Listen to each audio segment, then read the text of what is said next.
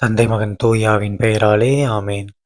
லூக்கா எழுதிய நற்செய்தியிலிருந்து வாசகம். அதிகாரம் 11, இறைவசனங்கள் 29 முதல் 32 முடிய.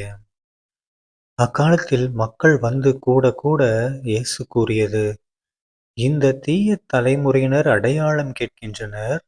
இவர்களுக்கு யோனாவின் அடையாளத்தைத் தவிர வேறு அடையாளம் எதுவும் கொடுக்கப்பட மாட்டாது. யோனா நினிவே மக்களுக்கு அடையாளமாய் இருந்ததைப் போன்று மானிட மகனும் இந்த தலைமுறையினருக்கு அடையாளமாய் இருப்பார். தீர்ப்பு நாளில் தென்னாட்டு அரசி இத்தலைமுறையினரோடு எழுந்து இவர்களை கண்டனம் செய்வார். ஏனெனில் அவர் சாலமோனின் ஞானத்தை கேட்க உலகின் கடைக்கோடியிலிருந்து வந்தவர். ஆனால் இங்கிருப்பவர் சாலமோனிலும் பெரியவர் அல்லவா? தீர்ப்பு நாளில் நினிவே மக்கள் இத்தலைமுறையினரோடு எழுந்து இவர்களை கண்டனம் செய்வார்கள். ஏனெனில் யோனா அறிவித்த செய்தியை கேட்டு அவர்கள் மனம் மாறியவர்கள். ஆனால் இங்கிருப்பவர் யோனாவை விட பெரியவர் அல்லவா? ஆண்டவரின் அருள்வாக்கு. கிறிஸ்துவே உமக்கு புகழ். அன்பார்ந்த சகோதர சகோதரிகளே, இன்று பொதுக்காலம் 28ஆம் வாரம் அக்டோபர் 13ஆம் தேதி 2025ஆம் வருடம் திங்கட்கிழமை. இன்றைய நற்செய்தியில நம்ம இயேசு கிறிஸ்து ஆண்டவர் நம்ம எல்லாருக்கும் ஒரு பயங்கரமான ஒரு அடியை கொடுக்குறாரு. என்ன அடி?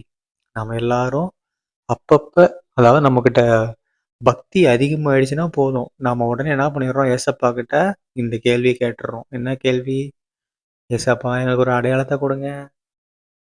நான் வேண்டதெல்லாம் உங்களுக்கு கேட்குதுன்னு சொல்லி எனக்கு ஒரு அடையாளத்தை கொடுங்க. என்னோட வாழ்க்கையில் என்ன பண்ண வைக்க போறீங்கன்னு சொல்லி எனக்கு ஒரு அடையாளத்தை கொடுங்க, அடையாளத்தை கொடுங்கன்னு கேட்டுட்டு இருக்கிறோம். ஓகேங்களா? அதுவும் சில டைம் கடவுள் மேல ஒரு மாதிரி வெறுப்பாயிட்டா, நீங்க இருக்கீங்களான்னு முதல்ல எனக்கு அடையாளத்தை கொடுங்க அப்படின்னு சொல்லி கேட்கறது. இதெல்லாம் எவ்வளோ பெரிய பாவங்கிறது தான் ஏசப்பா சொல்ல வர்றாரு.